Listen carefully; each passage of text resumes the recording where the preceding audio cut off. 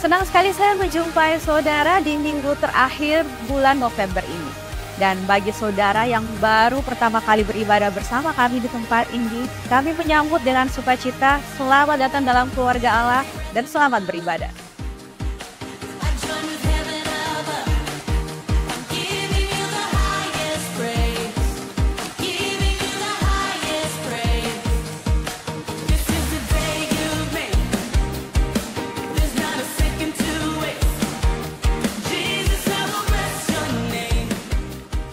Beberapa agenda penting kita dalam minggu ini telah kami rangkum untuk saudara dalam Aba News Update.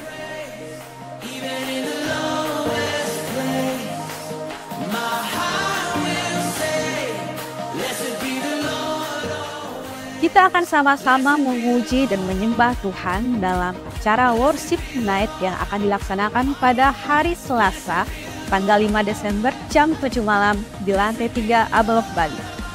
Kami mengajak seluruh jemaat untuk ikut dalam acara ini.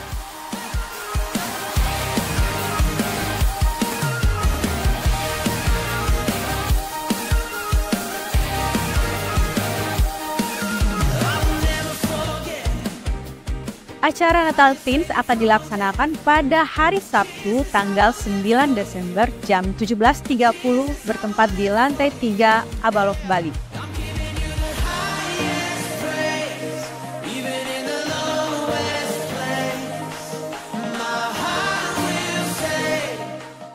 Halo adik-adik Abakit, jumpa lagi dengan kakak berdua tentunya untuk menyampaikan informasi terkait rangkaian kegiatan Natal Abakit yang sudah berlangsung. Kak Ida, apa saja yang sudah berlangsung kakak? Oke, yang sudah berlangsung pertama lomba storytelling untuk anak-anak kelas balita. Yes. Lomba cerdas cermat untuk adik-adik kita kelas kecil dan kelas besar. Pasti sudah ada yang pemenangnya kelas besar. Ya, kita akan umumkan nih di puncak acara Natal kita di tanggal 10 Desember. Ya, jam 4 sore. Ya, di Gereja Abalok lantai 3. Lantai 3. Tapi tunggu dulu Kak Milda, bukan ya. Biasanya kalau mau perayaan Natal itu kita punya 1 hari untuk masa persiapan loh kakak. Coba kakak sampaikan ke adik-adiknya dulu. Yap, adik-adik semuanya, ya kita akan mengikuti gladi resting. Bagi adik-adik yang mengisi acara, boleh hadir di tanggal 7 Desember 2023 pada jam 4 sore di lantai 3 Abalok. Lantai 3 Abalok, ya wah. Berarti persiapkan dirinya ya, yang adik-adik yang akan mengisi perform ya di acara Natal Abakis ini. Baik. Ya, tapi Kak Susan, ya ada hal yang tidak kalah penting. Apa itu Kak? Yang penting Kak. Benda mau mengingatkan lagi ya bagi mama-mama. Nah, itu yang hebat-hebat juga buat anak-anak yang ya kan. Ya, jangan lupa siapkan hadiah buat anak-anaknya yang kasih ya. Oke, Baik. yang baik. Mama bisa dibungkus dalam bentuk kado. Akan diberikan kepada kakak pembina untuk didistribusikan pada tanggal 10 Desember. Wow, seru dong kalau gitu kayaknya ya. Demikianlah informasi dari Kak Susan Dan Kamilda, sampai ketemu lagi di acara Natal kita. Tuhan Yesus memberkati. Ibadah Natal kita tahun ini akan dilaksanakan pada hari Minggu tanggal 24 Desember dengan tema Shine of Light.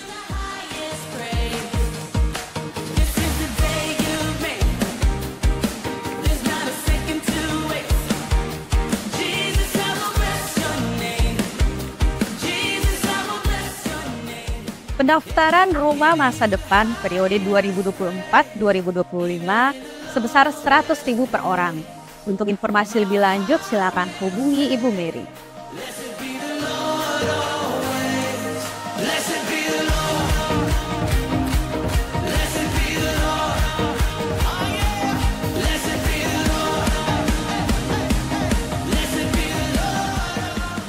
Demikian Aba News Update yang dapat kami sampaikan untuk saudara. Kami segenap kru yang bertugas mengucapkan selamat hari Minggu, semakin kuat, semakin berdampak.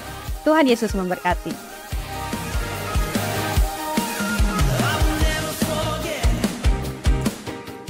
Shalom Bapak Ibu Saudaraku semua, apa kabarnya? Saya berharap kita semua ada dalam keadaan baik dan sehat. secara jasmani, jiwani, maupun rohani. Bapak Ibu Saudaraku, seperti yang telah dibahas sebelumnya, bahwa tema Jemaat Aba Love Bali tahun 2023 adalah semakin kuat, semakin berdampak. Kita rindu setiap jemaat Tuhan semakin kuat di dalam Tuhan dan berdampak bagi keluarga, komunitas, masyarakat, bahkan bagi bangsa dan negara kita. Hari ini saya akan membahas bagaimana kita dapat berdampak atau menjadi berkat melalui sesuatu yang kita hasilkan setiap hari.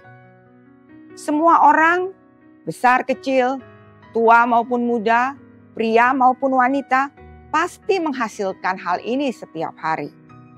Untuk menghasilkan hal ini tidak diperlukan biaya sama sekali. Kira-kira hal apakah itu Bapak Ibu? Ya, benar sekali Bapak Ibu Saudaraku. Hal yang kita hasilkan setiap hari dan tanpa biaya adalah perkataan. Semua orang mengeluarkan perkataan setiap hari. Karena itulah judul khotbah saya hari ini adalah menjadi berkat melalui perkataan. Tahukah Bapak Ibu Saudaraku, berapakah jumlah perkataan yang kita ucapkan setiap hari? Menurut riset dari Arizona University, setiap manusia berbicara sekitar 16.000 kata setiap hari. Tentu saja ini pada waktu dia terjaga atau tidak tidur. Wow, ternyata banyak sekali ya Bapak Ibu Saudaraku. Riset ini hanya menghitung jumlah kata yang diucapkan. Padahal masih ada lagi perkataan yang mungkin tidak kita ucapkan tetapi kita tuliskan. Contoh kita mengetik pesan melalui WhatsApp atau menuliskan status atau komen di sosial media seperti di Instagram atau di Facebook. Jadi yang saya maksudkan dengan perkataan di sini adalah meliputi kata-kata verbal, lisan maupun tulisan. Bagaimana kita bisa jadi berkat melalui perkataan kita. Bapak Ibu Saudaraku, pernahkah kita memikirkan dampak dari perkataan yang kita ucapkan atau tuliskan ini? Firman Tuhan di dalam Amsal 15 ayat 4 versi bahasa Indonesia masa kini berbunyi sebagai berikut. Kata-kata yang baik menambah semangat. Kata-kata yang menyakitkan akan melemahkan hasrat. Ternyata perkataan kita dapat memberikan pengaruh yang baik, yaitu menambah semangat. Atau sebaliknya Bapak Ibu Saudaraku, akan melemahkan atau mengecilkan hati. Bapak Ibu Saudaraku, tentu kita menyadari dan mengalami bahwa situasi yang dihadapi manusia hari-hari ini semakin berat. Kesulitan ekonomi, berbagai tuntutan kehidupan, kondisi alam yang tidak bersahabat, sakit penyakit, konflik dalam hubungan, dan masih banyak lagi. Banyak orang bukan hanya berjuang untuk tetap bertahan di hari ini, tapi mungkin juga diliputi kekhawatiran dan ketakutan akan hari esok. Karena tidak ada jaminan masa depan. Bapak Ibu Saudaraku, healthdetik.com per tanggal 15 November tahun 2023 menuliskan bahwa menurut Kementerian Kesehatan Republik Indonesia, 1 dari 10 orang di Indonesia menderita gangguan jiwa. Gangguan jiwa yang banyak dialami seperti stres, ansietas atau kecemasan, depresi hingga skizofrenia. Bermula dari stres yang terlambat dideteksi, tidak ditangani, terlambat diobati dan sebagainya, sehingga meningkat menjadi kecemasan atau ansietas, lalu bisa menjadi depresi dan bahkan skizofrenia. Salah seorang teman saya mendapati anak laki-laki yang sudah dewasa dan bekerja, tiba-tiba mengalami depresi. Sementara teman saya yang lain lagi, adik perempuannya, didiagnosa skizofrenia di usianya yang ke-30-an. Dan sekarang tidak bisa bekerja lagi. Jadi ia harus tinggal dengan teman saya yang telah menikah dan memiliki 2 orang anak. Menurut penelitian, beban keluarga yang anggotanya menderita sakit mental itu tidaklah mudah, atau boleh dikatakan beban itu berat, karena mereka harus menjaga kesehatan mental mereka sendiri sambil mereka juga merawat anggota keluarga mereka yang sakit mental. Belum lagi Bapak Ibu Saudaraku, beberapa waktu belakangan ada beberapa kasus bunuh diri yang muncul dan kita dikejutkan dari mulai anak sekolah sampai mahasiswa. Berdasarkan data Pusat Informasi Kriminal Nasional atau Pusiknas Kepolisian Republik Indonesia, ada 971 kasus bunuh diri di Indonesia sepanjang periode Januari sampai 18 Oktober 2023. Sementara kasus bunuh diri di sepanjang tahun 2022 adalah 900 kasus. Jadi ada peningkatan kasus bunuh diri Bapak Ibu. Dan kita pun jadi bertanya-tanya, mengapa orang-orang ini sampai mengambil keputusan untuk bunuh diri? Tentu saja Bapak Ibu karena mereka merasakan bahwa beban hidup mereka begitu berat dan mereka tidak sanggup, tidak mampu untuk menanggungnya. Nah Bapak Ibu Saudaraku, kita mendapati bahwa di sekitar kita ada begitu banyak yang sakit. Bukan hanya sakit fisik, tapi juga sakit jiwanya. Banyak yang menderita, banyak yang kesusahan. Ada sebuah pernyataan yang baik untuk kita renungkan Bapak Ibu Saudaraku. Setiap orang yang kita temui memiliki pergumulannya sendiri. Karena itu bersikaplah penuh kasih karunia kepada setiap orang. Seperti yang tertulis di dalam Efesus 4 ayat 29. Janganlah bermulut kotor, berbicaralah dengan kata-kata yang baik, yang berguna bagi orang yang diajak bicara, dan yang akan mendatangkan berkat bagi mereka. Karena setiap orang yang kita temui mempunyai kesusahan atau pergumulannya masing-masing. Alangkah indahnya Bapak Ibu Saudaraku, jika perkataan kita itu mendatangkan kasih karunia bagi lawan bicara kita. Mendatangkan berkat dan menguatkan setiap mereka. Pertanyaannya Bapak Ibu Saudaraku, bagaimana agar perkataan kita dapat menjadi berkat? Saya ingin membagikan beberapa hal yang saya belajar dan terus praktekkan sampai hari ini untuk bisa menjadi berkat melalui perkataan. Yang pertama, Bapak Ibu Saudaraku, ujilah motivasi kita. Apakah alasan atau motivasi saya berbicara atau berkata-kata demikian? Apakah karena saya mengasihi orang tersebut? Saya ingin membangunnya? Atau adakah motivasi yang lain Bapak Ibu Saudara? Sekedar iseng, hanya untuk bercanda, ada penghakiman, atau karena kita kesal dan marah. Bapak Ibu Saudaraku, untuk menjaga atau mempertahankan motivasi kita, baiklah kita mengujinya dengan firman Tuhan di dalam Kolose 3 ayat 17, versi firman Allah yang hidup. Dikatakan demikian, hendaklah segala ucapan dan perbuatan saudara layak mewakili Tuhan Yesus, dan datanglah bersama Dia ke hadirat Allah Bapa untuk bersyukur kepadanya. Bapak Ibu Saudaraku, apakah perkataan yang akan saya ucapkan itu layak mewakili Tuhan Yesus? Apakah perkataan seperti itu akan keluar dari mulut Tuhan Yesus? Kalau kita merasa perkataan itu tidak pantas, tidak mewakili pribadi Tuhan Yesus, maka sebaiknya kita pun tidak usah mengucapkannya. Katakan suatu hari Bapak Ibu, salah seorang teman komsel kita merayakan hari ulang tahun pernikahannya. Kita tentu mengucapkan selamat kepadanya. Kemudian kita bertanya kepadanya, dapat kado apa dari suamimu hari ini? Dia menjawab, tadi pagi sudah dapat ciuman. Kemudian kita berespon, wah suamimu gak kasih kejutan lain? Kasih kado, karangan bunga, atau nanti malam ada candlelight dinner. Wah harusnya suamimu bisa lebih kreatif. Nah, Bapak Ibu Saudaraku, apa sih motivasi kita berkata demikian? Kita mau teman kita bahagia di hari spesialnya, atau kita mau ngomporin atau manas-manasin dia agar menuntut sesuatu dari suaminya? Pernahkah kita berpikir, kira-kira apa ya dampak perkataan yang seperti itu bagi teman kita? Mungkin Bapak Ibu, sepanjang hari itu dia akan menunggu-nunggu. Apa ya yang akan dibawakan oleh suami saya? Atau mungkin dia akan jadi uring-uringan Bapak Ibu.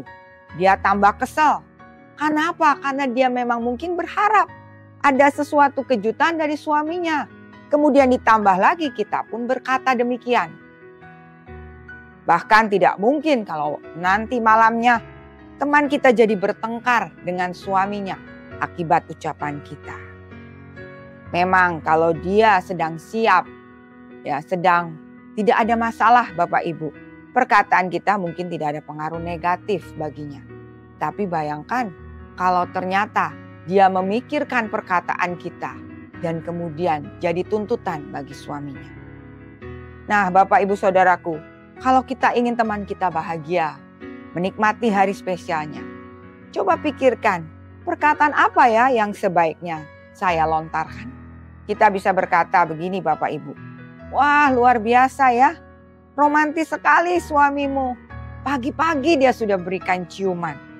Kamu perlu bersyukur loh punya suami yang romantis.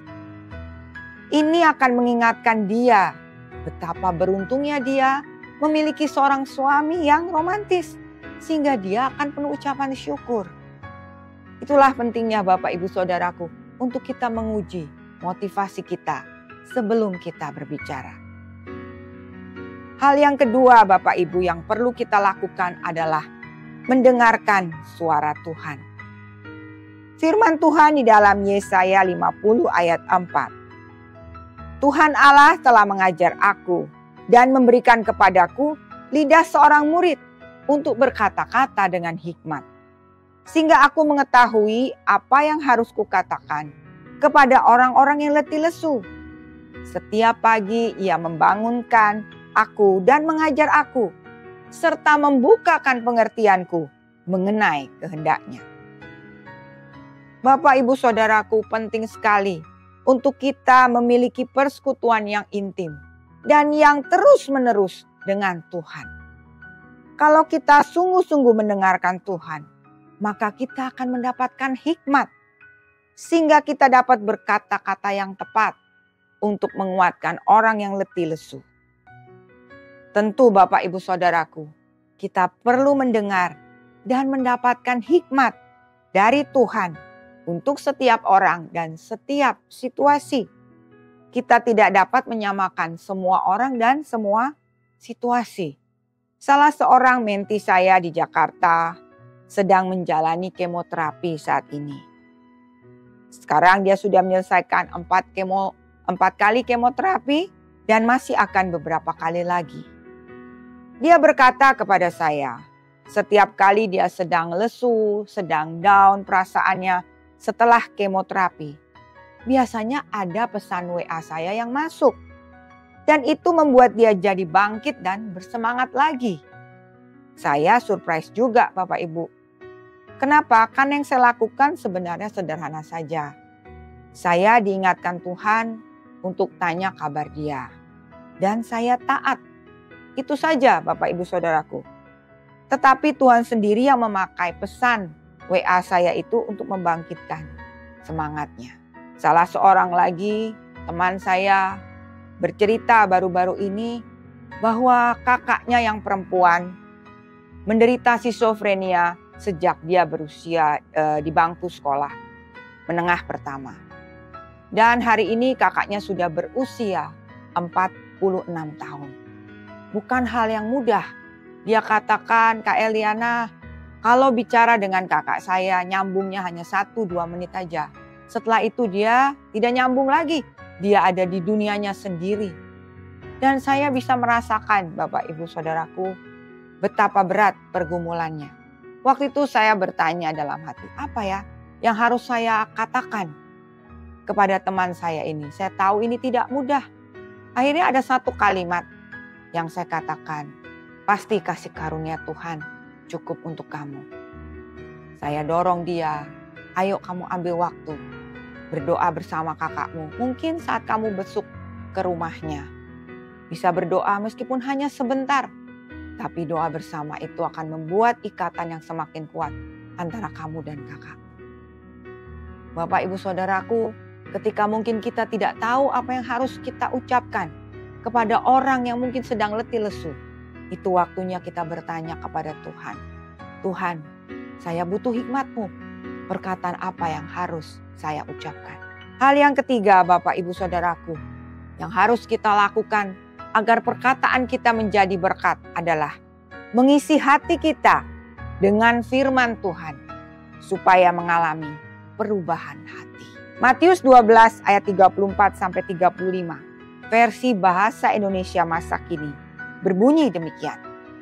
Kamu orang jahat, bagaimana mungkin kamu dapat mengucapkan hal-hal yang baik kalau kamu jahat? Apa yang diucapkan oleh mulut itulah yang melimpah dari hati.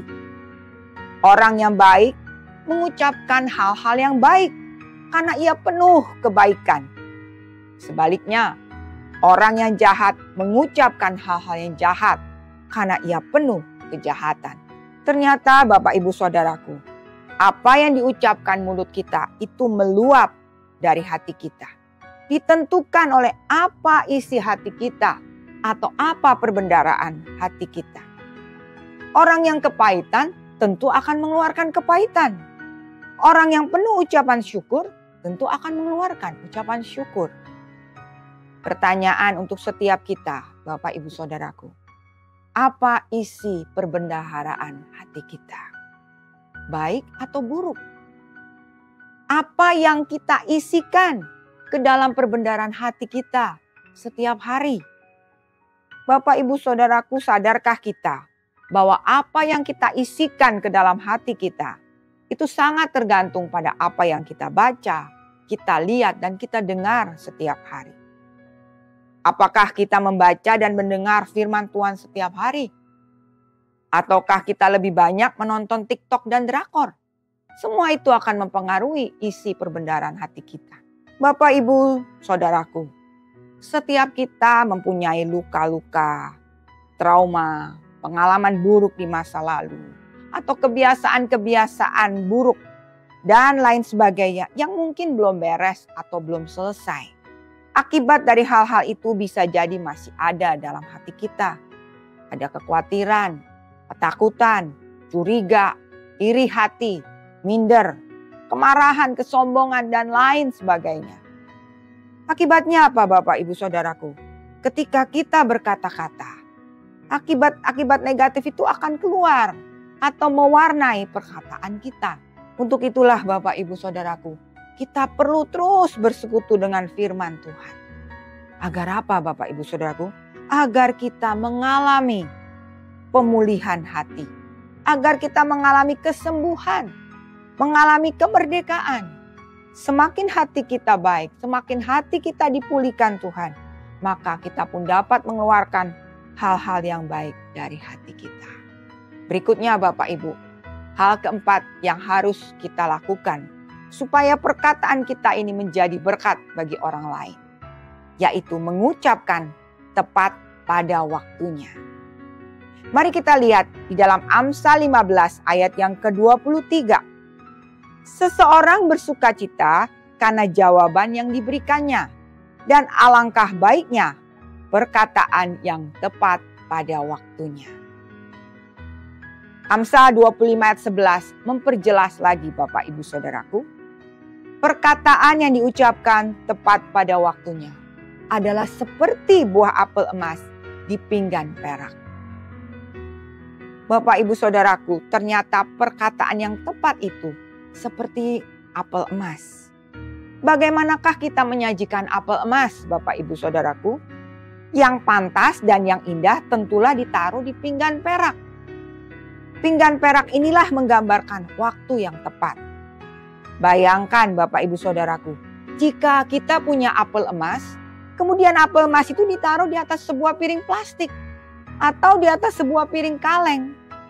Pasti kan tidak cocok Bapak Ibu Saudaraku. Akan berkurang keindahannya, apel emas itu akan terlihat murahan. Dan mungkin kita akan curiga, jangan-jangan ini bukan emas beneran. Ini mungkin emas imitasi. Kenapa ditaruh di atas piring plastik? Nah, Bapak Ibu Saudaraku, sebaik apapun suatu nasihat atau perkataan, jika diucapkan bukan pada waktu yang tepat, maka boleh jadi tidak akan memberkati orang yang menerima atau mendengarnya. Sebelum kita memperkatakan sesuatu atau kita memberikan nasihat, Bapak Ibu Saudaraku, tanyakanlah pada diri kita sendiri, apakah sekarang waktu yang tepat untuk saya menyampaikannya? Apakah situasinya tepat? Bagaimanakah kondisi atau kesiapan orang tersebut? Nah, Bapak Ibu Saudaraku, ada satu peristiwa yang saya alami yang tidak pernah saya lupakan, ya. Bagaimana perkataan yang baik tetapi tidak pada waktunya, itu tidak akan membawa berkat. Di bulan Oktober tahun 2000 setelah melahirkan anak saya yang pertama, saya mengalami sakit yang baru saya tahu kemudian bahwa itu adalah sakit rematik saya yang kambuh.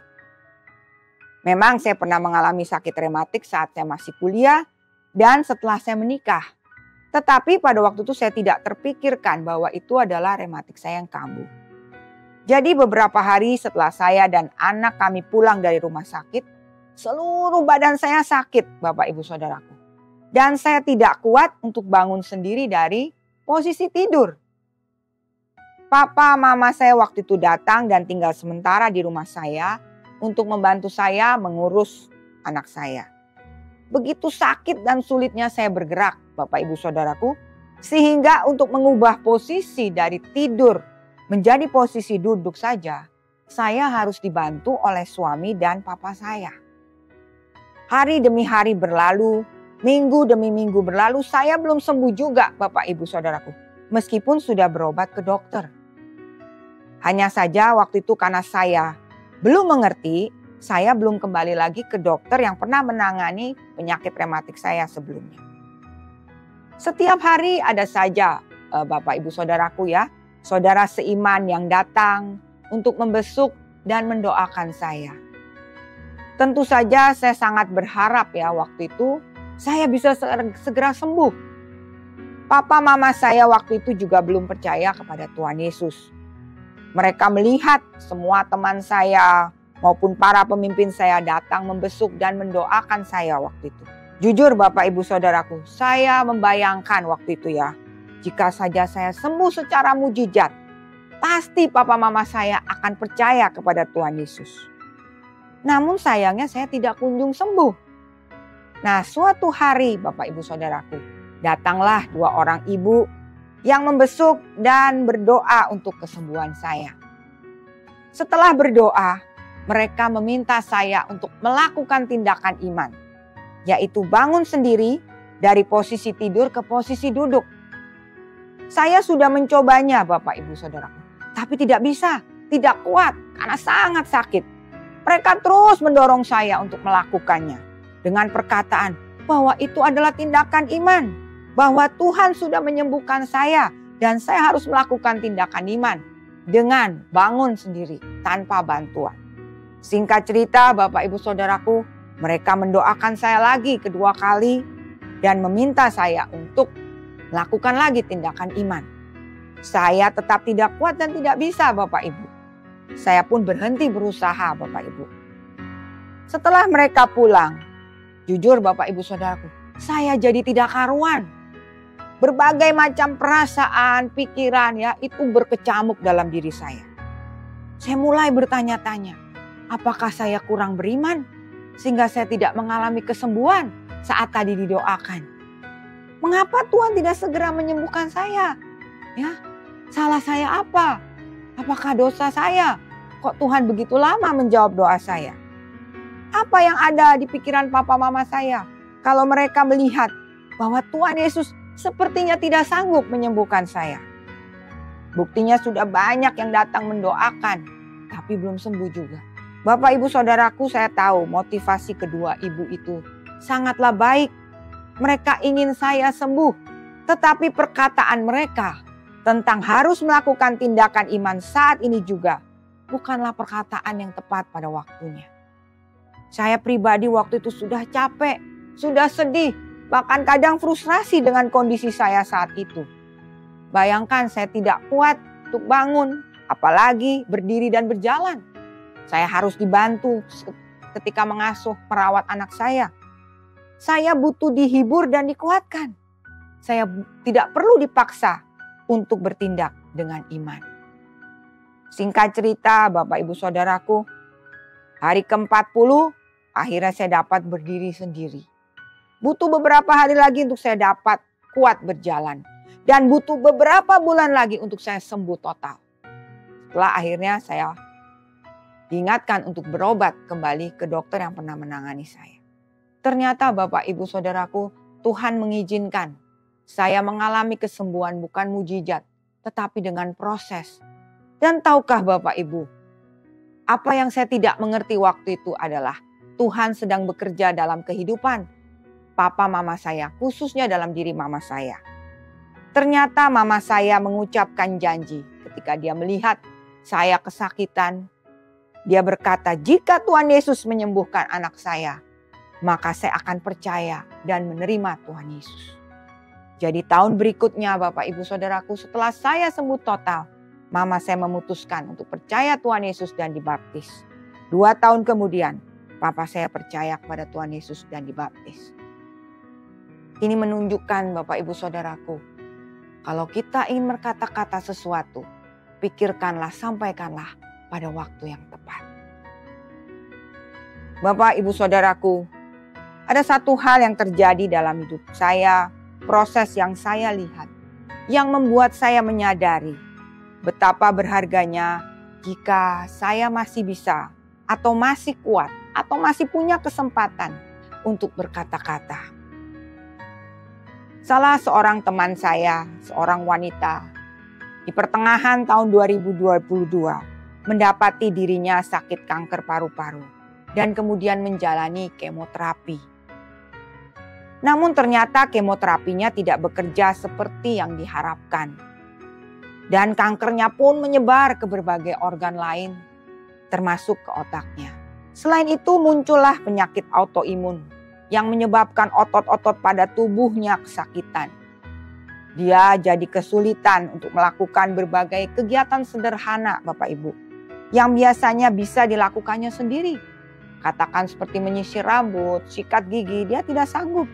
Semua itu harus dibantu oleh suaminya.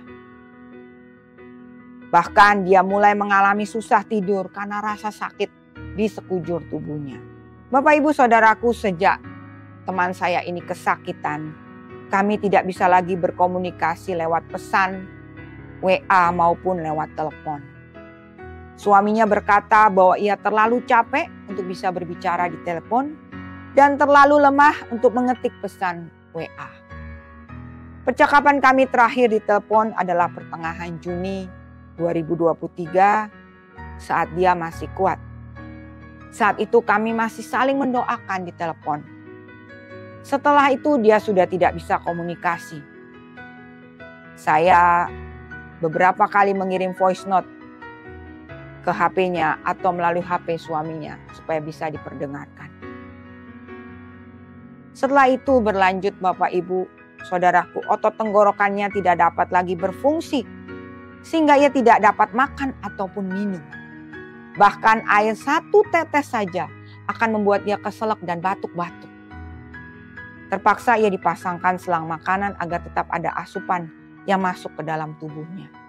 Dokter berkata sudah tidak ada yang bisa dilakukan untuk mengobati kankernya. Alternatif untuk melakukan imunoterapi tidak bisa dilakukan karena muncul autoimun. Kondisinya sudah semakin lemah dan diperkirakan usianya hanya tinggal beberapa bulan lagi. Singkat cerita Bapak Ibu Saudaraku, saya dapat kesempatan untuk membesuk teman saya ini.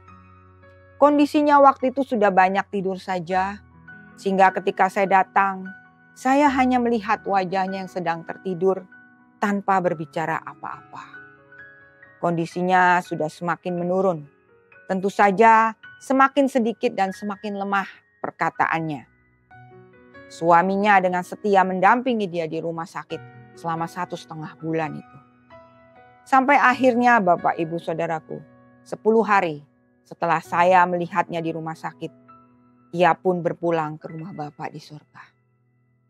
Dia memang sudah siap dan sangat rindu dari beberapa bulan sebelumnya untuk boleh pulang ke rumah Bapa di surga.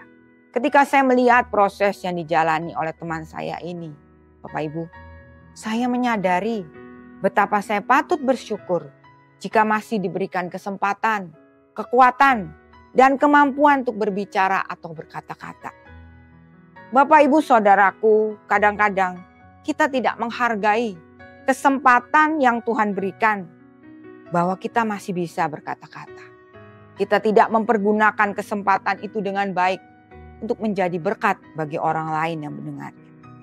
Padahal kita semua tidak tahu Bapak Ibu Saudaraku, sampai kapan kita masih kuat dan masih bisa berkata-kata. Bapak Ibu Saudaraku, kalau hari ini kau mau mengambil keputusan untuk menjadi berkat melalui perkataanmu setiap hari, mari taruh tangan di hatimu dan kita akan berdoa bersama. Tuhan Yesus, kami bersyukur kalau sampai hari ini Kau masih memberikan kepada kami kesempatan, kekuatan, kemampuan untuk kami boleh berkata-kata. Ampunilah ya Tuhan, kalau di waktu-waktu yang lalu kami tidak mempergunakan kesempatan ini dengan baik. Kami tidak menjadi berkat lewat perkataan kami. Bahkan perkataan kami seringkali melemahkan orang lain. Ampunilah kami Tuhan. Kami mau ambil keputusan hari ini. Biarlah setiap perkataan yang kami ucapkan itu boleh menjadi berkat buat orang yang mendengarnya. Boleh menguatkan hati yang sedang lemah lesu Tuhan. Boleh mendatangkan kasih karunia Tuhan. Sehingga dimanapun kami berada, kami menjadi berkat bagi orang-orang di sekitar kami. Terima kasih Tuhan. Kami serahkan keputusan kami ini.